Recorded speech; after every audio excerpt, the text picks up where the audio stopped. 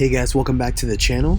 Today in MMA and UFC news, Belal Muhammad recently gave us his opinion on Instagram about the Amanda Nunes and Julianna Pena fight at UFC 277. Belal said that Amanda couldn't finish Pena before going on to say that she is getting overly confident. Here's the clip.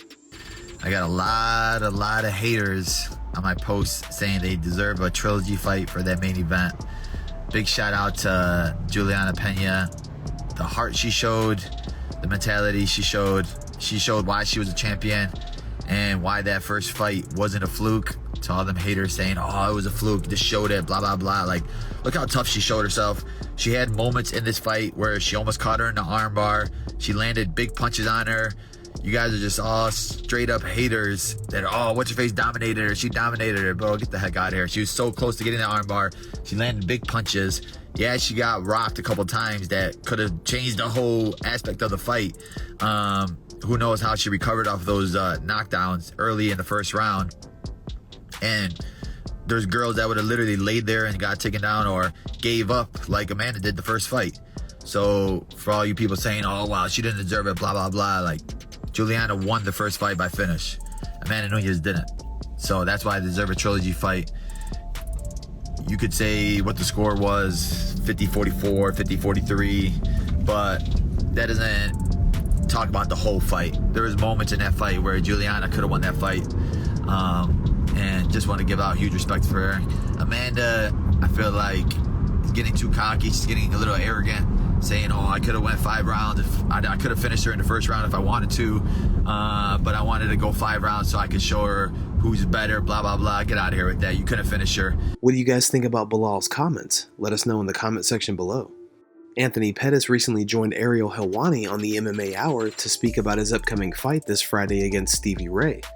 The former UFC champion now fights for PFL, but didn't hesitate to reveal a secret about his former employer. Here's the clip.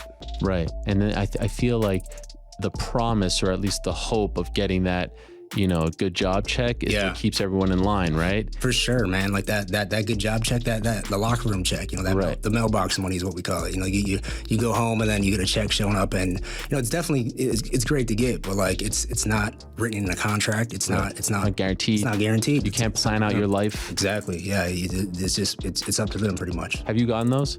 A lot. Yeah. Yeah. What's the most?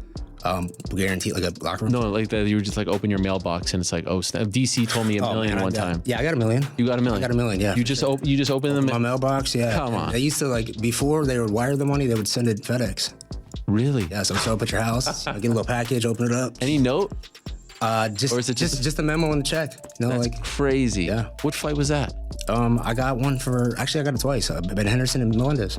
My 2 title fights. Oh, Henderson in Milwaukee, and then Melendez in my title. Oh wow, that was like those were pretty close to each other, right? Yep. No, I took a year off. Remember we did the Ultimate Fighter season? Right, that's right. Yeah. But then like during all that time, man, like too, you got all the sponsors that come with that. Also, them are mailbox checks too. So yeah. Wow. What do you guys think about the mailbox checks that the UFC gives out? Let us know in the comments.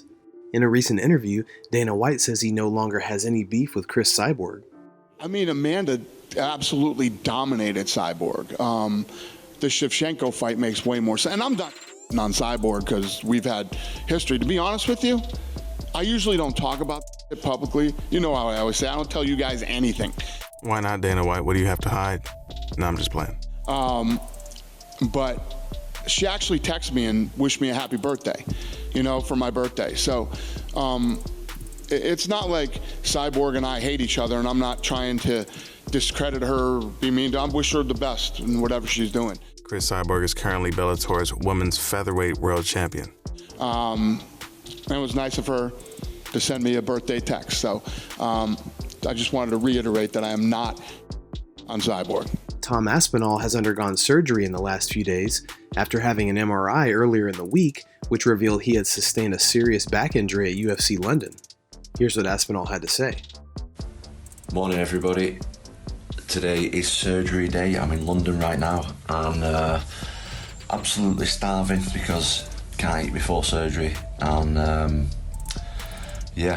have suffered a torn MCL, a torn meniscus, and some ACL damage, so I'm going to get that fixed today. But just a quick message just to say thank you for all the support. Really appreciate it. I've had so much love since the accident. And I'll see everybody on the other side. Peace out. John McCarthy recently shared his opinion on the fight between Derrick Lewis and Sergei Pavlovich at UFC 277 and talks about the early stoppage. Sergei Pavlovich against the man, the beast, Black Beast, Derrick Lewis. I love Derrick Lewis. Just, I said it last week. I said this is a bad style matchup for him. And I thought it was just going in because Sergei is very good with his hands. He's a good boxer. He throws good shots. And we've seen guys that can control distance against Derrick can give him problems. And I looked at the size and strength, and I think that Derrick is unbelievably, fast and powerful for as big a guy as he is, but he needed to be in the top position on the ground to get a win against someone like Pavlovich in this. And I did not agree, with the stoppage. I thought it was early, and it was because those guys going into this fight. It's not like, these are new young guys. You know what Derrick Lewis does. You know that he has come back in fights where he has been hit and has gone down, and you know the way that he does go down. He doesn't usually go to his butt. He tends to kind of go down towards his face, down, ass up position, but he tries to fight his way through it. And you got to give him that time. And I know Dan was trying to protect him, but there comes that point is, look, he's a professional fighter. This is his job. And yeah, he got touched, but he wasn't getting touched that much in that flurry. He got hurt before it, and he was trying to work his way through it. And it's the way that he went down is why Dan stopped it. I understand why. What do you guys think about Big John's opinion? Let us know in the comments. Ariel Helwani recently posted a video explaining that the rumored fight between Dustin Poirier and Michael Chandler is all but done and will take place at UFC 281. I'm being told right now, multiple sources telling me that the highly anticipated, much discussed grudge match between one Dustin Poirier and Michael Chandler is close to being finalized for that return card at MSG in November. I do believe it's November 12th, if memory serves me correct. And so it is close and likely for that card, slated for that card. Not quite a done deal just yet. Oh, look at GC with the lower third right there. Not quite a done deal just yet, but it would be UFC 281. And you will recall just a few weeks ago, I said, this is the card, have Izzy at the top with Pena. I know they're talking about that. Still TBD whether that would be the main event. Glover versus Yuri would make a lot of sense as well. Have Patty on there, have Molly on there, and then you give everyone what they want. The fight that's been discussed dating back to when Chandler signed with the UFC. Chandler versus Porier, we saw in July, earlier last month, International Fight Week. They're in the arena. There's a bit of an exchange of words. Gilbert Burns got it on his phone, and we all needed to see what would happen with Nathan Diaz. And once that other shoe dropped, so to speak, and once we knew that Diaz was not going to resign and they were going to give him Khamzat Chimaev, that left Poirier open. And once we found out that Conor McGregor isn't coming back this year, at the earliest 2023, I mean, that fight just made all the sense in the world. What do you guys think about Helwani's comments? Are you excited to see Poirier and Chandler go head-to-head? Who do you think takes home the victory? Guys, thanks so much for checking out the video.